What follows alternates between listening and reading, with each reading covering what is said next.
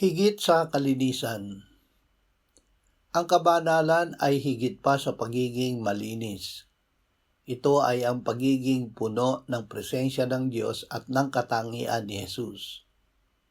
Habang ang paglilinis ay ang pag-aalis ng kasalanan, ang kabanalan naman ay ang pananahan ni Kristo sa atin na ginawa tayong templo ng Diyos. Nakamit natin ito sa pamamagitan ng Banal na Espiritu. Siya ang naghahayag kay Kristo sa ating loob, kumikitil sa mga gawa ng laman, at nagbibigay sa atin ng lakas at pagnanais na mamuhay ayon sa kalooban ng Diyos.